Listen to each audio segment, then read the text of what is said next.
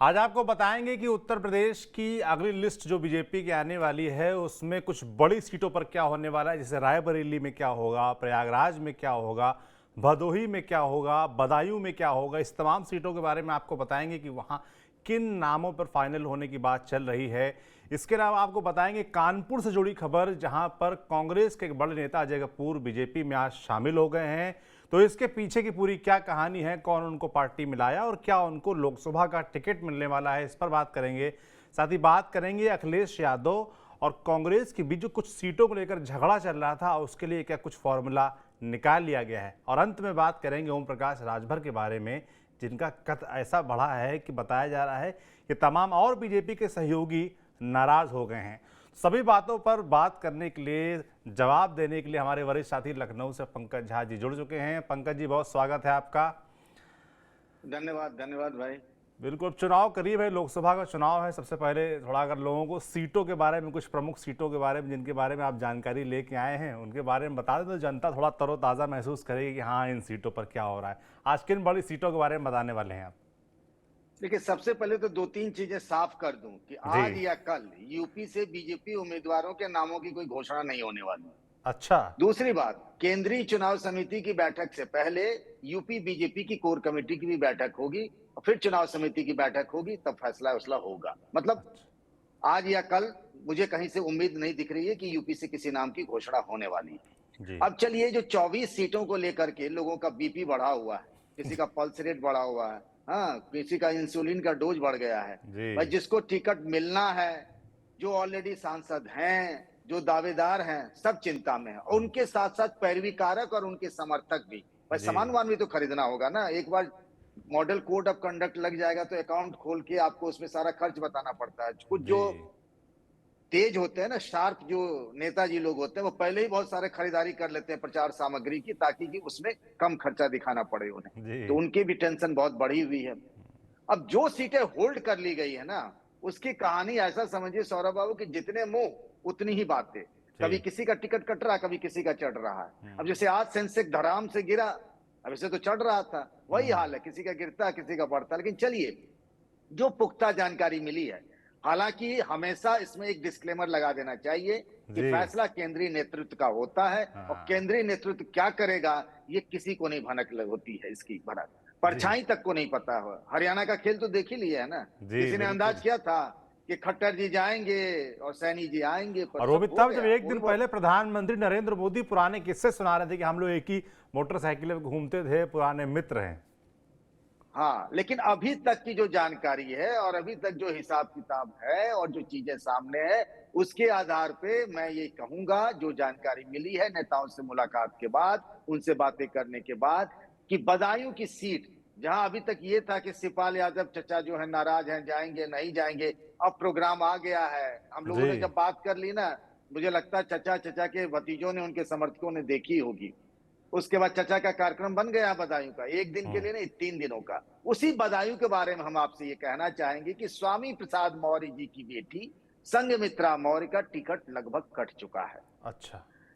संघमित्रा मौर्य को भी इस बात का थोड़ा बहुत एहसास तो है, क्योंकि हम्म। जिस तरीके से वो अपने इलाके बदायूं में चुनाव प्रचार कर रही थी, जब धर्मेंद्र यादव समाजवादी पार्टी से वहां के उम्मीदवार थे, जी। तब जिस तेजी से वो चुनाव प्रचार कर रही थी, जनसंपर्क कर रही थी, बिल्कुल बंद हो गया है। उन्होंने दिल्ली में डेरा डाल दिया है। अपने हम्म। तमाम जो नेता हैं उनकी गणेश परिक्रमा कर रही, किसी तरीके से सीट बच जाए। हम्म। अब देखिए, होता क्या है कि संघमित्रा मौर्य, जो 2014 में मैनपुरी से बीएसपी के उम्मीदवार थी, मुलायम सिंह यादव के खिलाफ चुनाव हार गई। 2019 में बीजेपी ने उनको टिकट दिया और वो चुनाव जीत गई। धर्मेंद्र यादव चुनाव हार गए थे। बड़ा जी। उलटफेर था, क्योंकि हम्म। 2014 में जब मोदी लहर थी, तब भी धर्मेंद्र यादव अपनी बदायूं सीट बचाने में कामयाब रहे थे। तब आपको याद होगा, समाजवादी पार्टी की 5 सीटें मिली थी, पांचों परिवार के लोग थे। जी। संघमित्रा मौर्य का विवादों से लंबा नाता रहा है, बड़ा अच्छा स्पीच देती हैं। मैंने मैनपुरी में भी उन्हें बोलते हुए सुना है, बदायूं में भी आप सबने बाइट उनकी तमाम सुनी ही है। जी। लेकिन उनका टिकट कट गया है, और टिकट कटा है काबिलियत के आधार पर या किसी विवादों के आधार पर नहीं। टिकट कटा ये है कि वहां पर अब मौर्य नहीं चाहिए, वहां अच्छा। चाहिए शाक्य।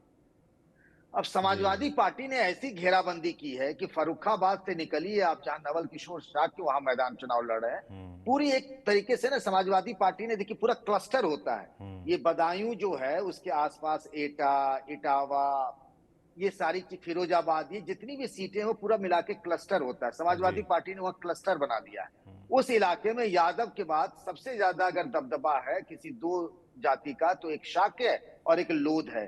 जी। एटा से तो आप जानते हैं कि कई बार चुनाव जीते हैं अपने कल्याण सिंह जी के जो बेटे राजवीर सिंह हैं हुँ, वो। तो वहां पर यह तय हुआ कि अब की बार मौर्य नहीं, शाक्य को लड़ाना बीजेपी के लिए बहुत जरूरी है। और जी। चूंकि शिवपाल यादव मैदान में आ गए हैं, अगर धर्मेंद्र यादव होते तो बात शायद कुछ और होती। शिवपाल यादव के आते, जो मुझे आज, जो लोग टिकट तय करते हैं, मतलब फाइनली तो जो तय करते हैं वो है, उससे पहले का जो स्टेज है, उस जी। स्टेज में जो बैठक में लोग शामिल होते हैं, हुँ, उनके हवाले से जो जानकारी मिली कि शिवपाल यादव के चुनावी मैदान में उतर जाने से गुणा गणित जो है वो थोड़ा गड़बड़ हो गया। हुँ, इसीलिए उम्मीदवार जो देना है वो बहुत संभल कर देना है, और जी। ऐसा देना है जो हर हाल में चुनाव जीत ले। इसीलिए शाक्य को देने पर विचार हो रहा है। अब जी। इसमें ये दिक्कत है कि बीजेपी के पास अपना वैसा शाक्य कोई मजबूत बलशाली नेता है या नहीं है। हुँ, तो उसमें एक दो नाम जीरो इन किए गए हैं। अब किसको मिलेगा मैं नहीं कह सकता, इसलिए नाम लेना उचित नहीं है, हुँ, पतंगबाजी क्यों की जाए। जी। दूसरे, बीएसपी से भी एक शाक्य नेता है। हुँ, तो जैसा कि ये है कि जब कोई अपना नेता नहीं मिलता मजबूत, तो बीजेपी दूसरे को बोरो कर लेती है, उसको चुनाव लड़ा देती है, वो जीत जी। भी जाते हैं, कई बार ऐसा हुआ है। तो बीएसपी कैंप के एक शाक्य नेता पर भी उनकी नजर है, और हुँ, वो भी बीजेपी आने को तैयार है, हुँ, बशर्ते उनको टिकट मिल जाए। तो तैयारी पूरी है, लेकिन संघमित्रा मौर्य का टिकट कट चुका है। ये जी। कहानी तो यहीं खत्म होगी। अब आते हैं भदोही, जिसको लेकर भी बहुत सारी कथाएं हैं।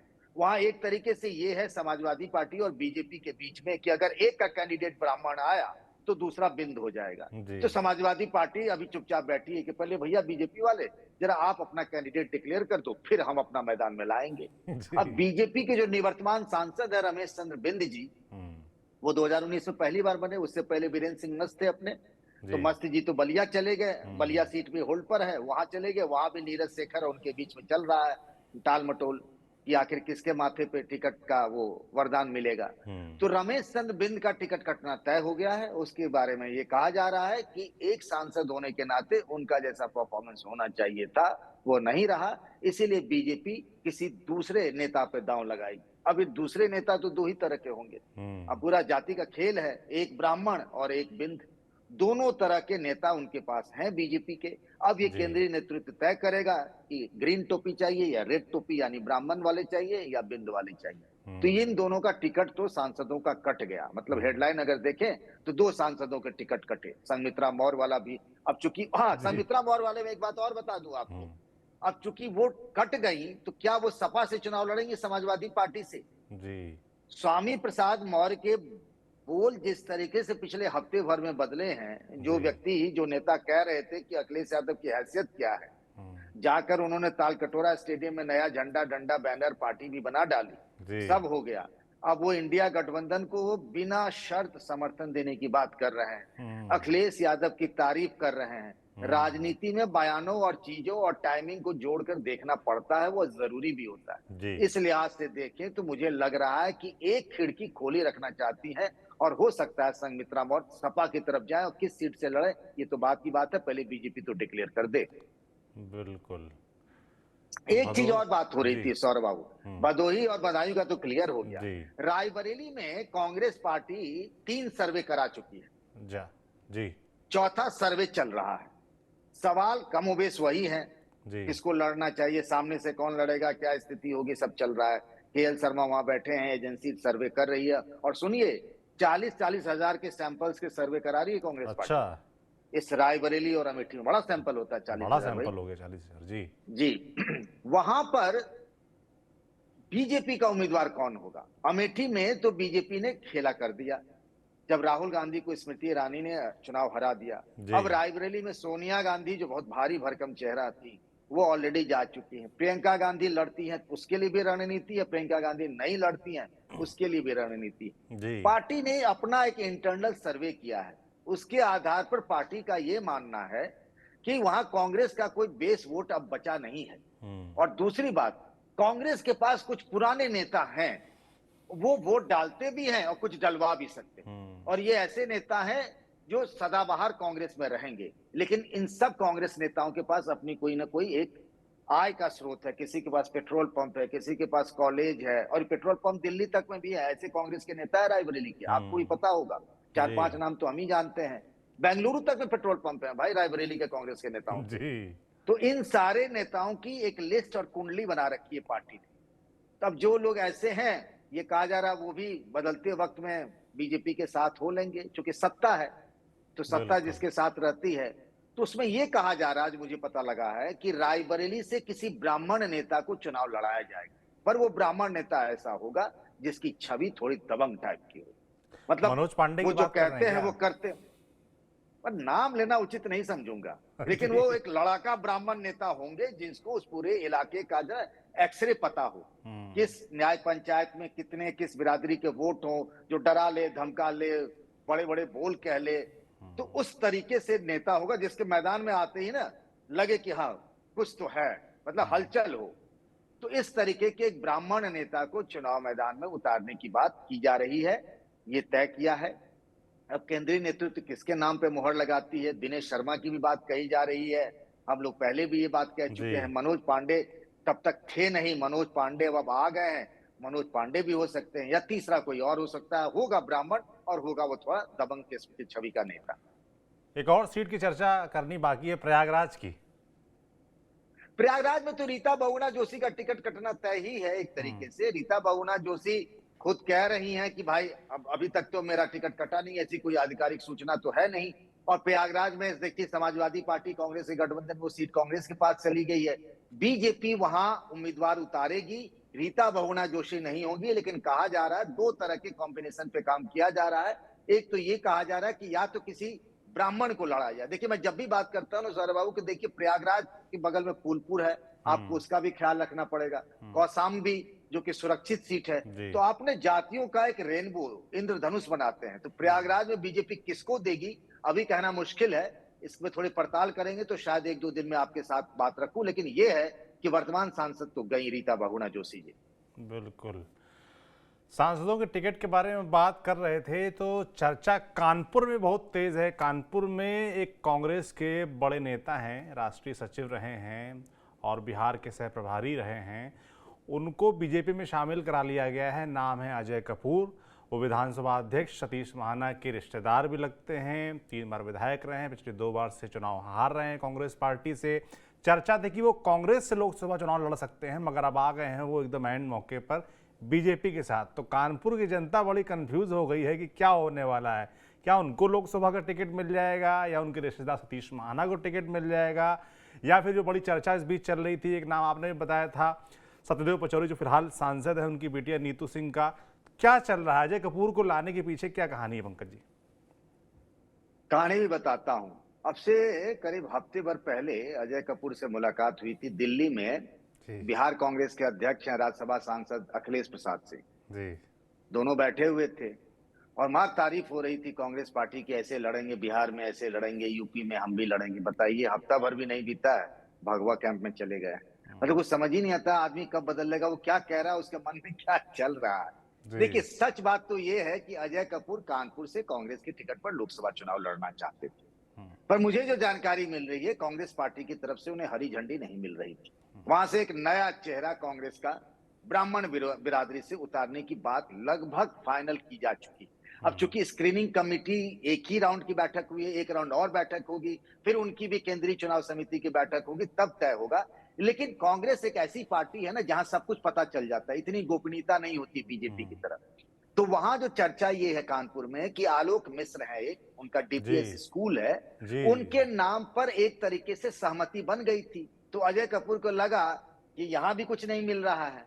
हम सोच रहे थे कि चुनाव लड़ेंगे तो कुछ बात बनेगी। दूसरी बात देखिए, चुनाव लड़ना ना ऐसे नेताओं के लिए बहुत जरूरी होता है। आप कह रहे थे ना कि 2 बार विधायक हार चुके हैं। मैंने अभी जब सवेरे सोशल मीडिया में डाला कि भाई यूपी कांग्रेस के एक बड़े नेता जिनका कानपुर से नाता है वो जा रहे हैं बीजेपी, तो लोगों ने लिखना शुरू कर दिया ऐसे कौन से बड़े नेता भाई जो पिछला 2 चुनाव हार गए हैं, ये काहे के बड़े नेता हो गए।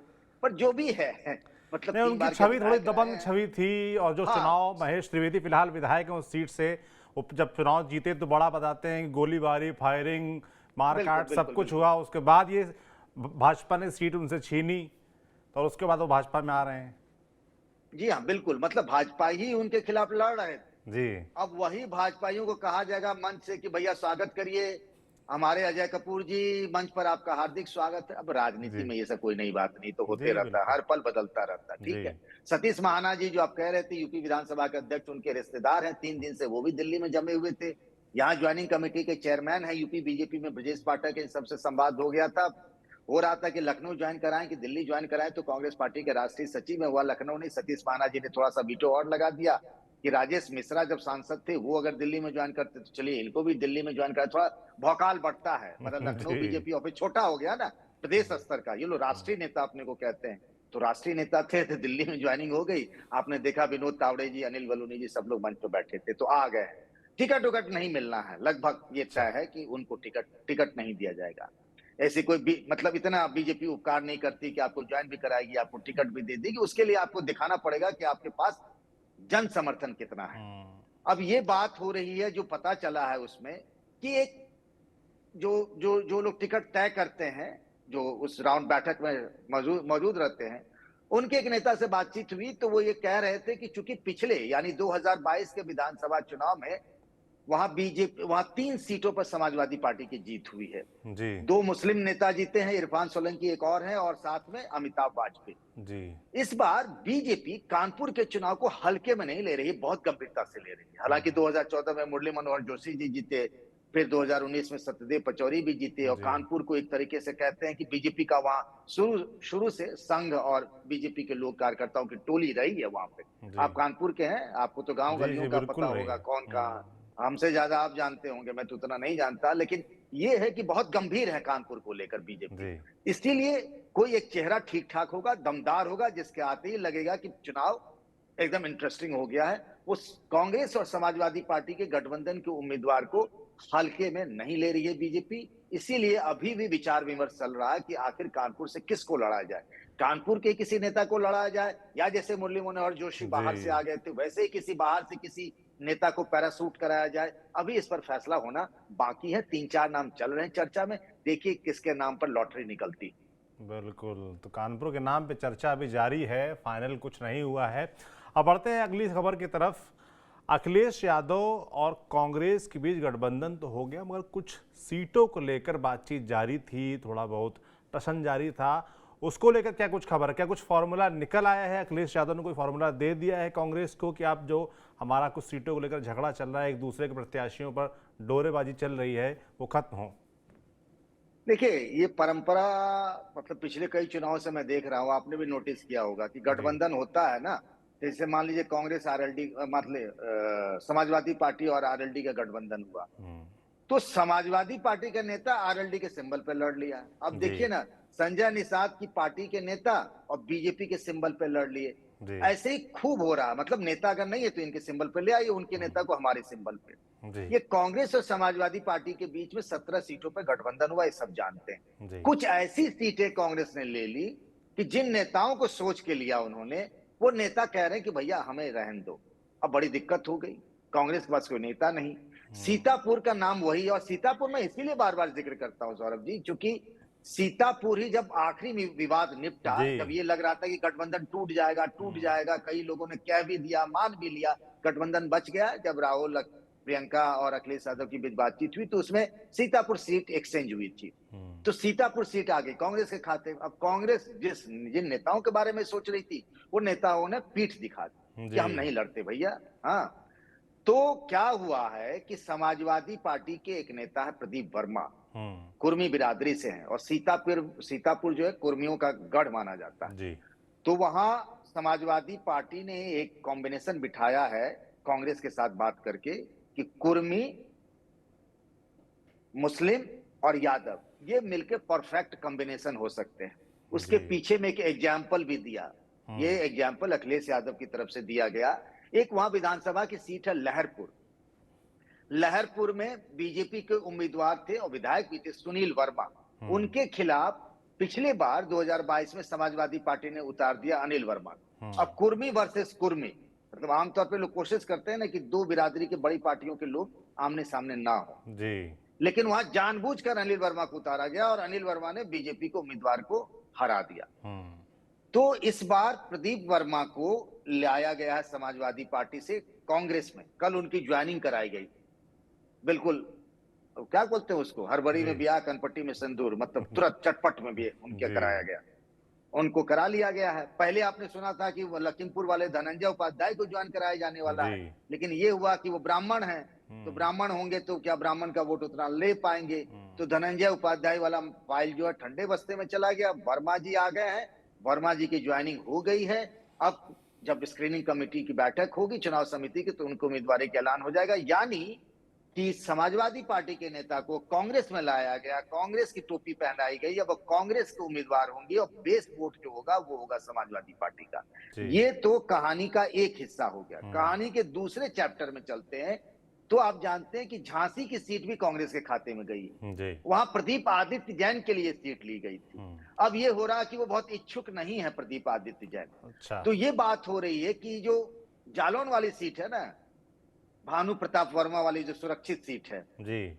उसके साथ एक्सचेंज कर लिया जाए। हम्म। झांसी दे दिया जाए समाजवादी पार्टी को और एक जालौन दे दिया जाए कांग्रेस को। और कांग्रेस के पास जो बृजलाल खाबरी, जो अजय राय से पहले यूपी कांग्रेस के अध्यक्ष थे, जी। वो चुनाव वहां से लड़ सकते हैं। वो टिकट भी मांग रहे हैं और वो है कांग्रेस के नेता, लेकिन अखिलेश यादव से भी वो अपनी पैरवी कर रहे हैं, कांग्रेस के नेताओं से भी पैरवी कर रहे हैं कि एक्सचेंज कर लिया जाए, मुझे लड़ा दिया जाए सुरक्षित सीट से। तो जी। जालौन से जहां भानु प्रताप वर्मा, उनके खिलाफ हो सकता है कि ये सीट एक्सचेंज करके बात बन जाए। अभी फाइनली कुछ हुआ नहीं है, लेकिन चर्चा चल रही है। बिल्कुल, चर्चा चल रही है और बातचीत के जरिए जो झगड़ा है वो सुलझा भी लिया जा रहा है। अंतिम बात पर चलते हैं और वो नाम है ओम प्रकाश राजभर का। कल उनको अपने मन का मंत्रालय मिल गया। बड़ा कयास कर हम लोग चर्चा भी कर रहे थे पंकज जी, कैसे वो मुख्यमंत्री के पास मिला है और 3 विभाग मांगे, उसमें से एक ही विभाग का नाम आपने लिया भी था धीमे से, और वही विभाग पंचायती राज विभाग उनको मिल भी गया। तो चर्चा ये भी है कि उनको जो उनका बढ़ता कद है उससे जो और सहयोगी दल हैं बीजेपी के, चाहे निषाद पार्टी हो चाहे अपना दल हो, इनके पेट मरोड़े हो रहे हैं। इनको लग रहा है कि भाई इनका कद इतनी तेजी से क्यों बढ़ रहा है, क्या चल रहा है?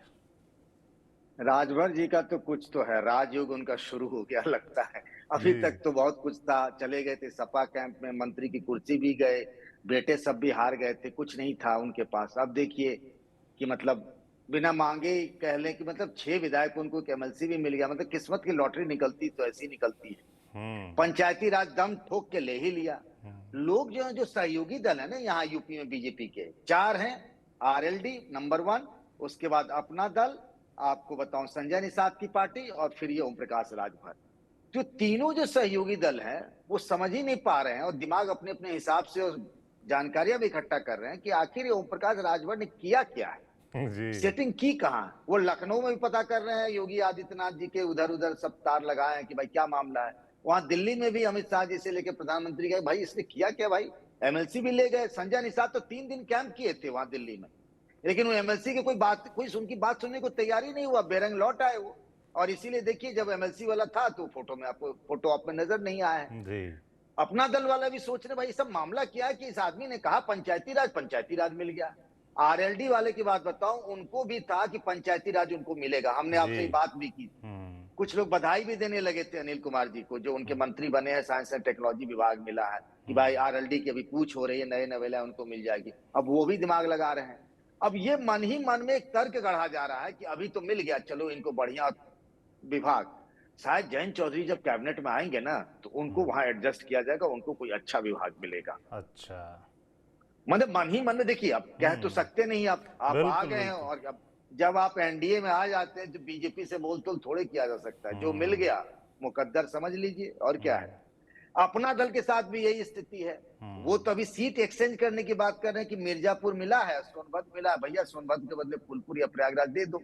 अभी वही बात फंसी थी, तब तक राजभर जी एमएलसी और डबल डोज ले आए वो जी। पंचायती राज। और सबसे देखिए कि वो अभी तक घूम ही रहे हैं, विभाग का बंटवारा हो गया है, विभाग मिल गया, अभी तक आके ज्वाइन नहीं किया। पहले बहुत हड़बड़ी थी कि कब मिलेगा, मिल गया तो अभी तक बाहर ही घूम रहे हैं। जी। तो इनकी टेंशन बढ़ गई है कि भाई आने वाले वक्त में इसके संकेत क्या हो सकते हैं। हम्म। अब अपना दल वालों को लग रहा है कि सरकार बनेगी, मोदी जी फिर तीसरी बार आ जाएंगे तो शायद अनुप्रिया पटेल का विभाग बड़ा हो जाए, वो कैबिनेट मंत्री बन जाएं। जी। क्या करें, अमित शाह से बात करें कि ना करें, योगी आदित्यनाथ जी से बात करें कि नहीं, कि ओम प्रकाश राजभर पर ऐसी क्या नजरें इनायत हुई है कि वो जो कह रहे हैं उनको सब मिल रहा है। सिक्योरिटी उनको अलग से मिली, हालांकि सिक्योरिटी तो अनुप्रिया पटेल की भी बढ़ाई गई है। तो बड़े दबाव में है। सबसे ज्यादा दबाव में कौन है जानते हैं? संजय निषाद। जी। अब उनके लिए कहते भी कुछ नहीं बन रहा। एक माहौल बन गया कि संजय निषाद तो अपने सिंबल पर अपने बेटे को भी जितवा पाने में असमर्थ है, तो इसीलिए उन्होंने बीजेपी से लड़वा दिया। अब उनको ये भी सुनना पड़ रहा है, ऊपर से जी। राजभर जी ने ये कर दिया है। तो सबसे गहरे दबाव में है संजय निषाद। वो समझ नहीं पा रहे हैं कि आखिर करें तो क्या करें। लेकिन हाँ, ये तो है कि राजभर के राजयोग ने सहयोगी दलों को ना एक पांव पे खड़ा कर दिया। सब अलर्ट मोड में है अब। बिल्कुल। तो कुल मिलाकर ओम प्रकाश राजभर का इंतजार खत्म हुआ, उनको मिल गया उनके मन का मंत्रालय, और बाकी जो सहयोगी हैं वो परेशान हैं। अखिलेश यादव ने अपना सपा से झगड़ा जो था थोड़ा सा हद तक सुलझा लिया है, सीटों के एक्सचेंज हो रहे हैं, और लोकसभा चुनाव से पहले सबको इंतजार रहता है कि फलानी जगह कौन सा प्रत्याशी होगा, ढिमाकी जगह कौन सा प्रत्याशी की टिकट कटेगा। इसी तमाम जानकारियां पंकज जी ने आज आपको दी। पंकज जी, बहुत बहुत धन्यवाद आपका। धन्यवाद भाई। बाकी दर्शकों तक उत्तर प्रदेश से जुड़ी ऐसी हर राजनीतिक खबर, हर राजनीतिक अपडेट, लोकसभा चुनाव से जुड़ा हो या कोई अन्य राजनीतिक गतिविधि हो, उसके बारे में लगातार हम बताते रहेंगे। यूं ही आप देखते रहिए TV9 डिजिटल। शुक्रिया।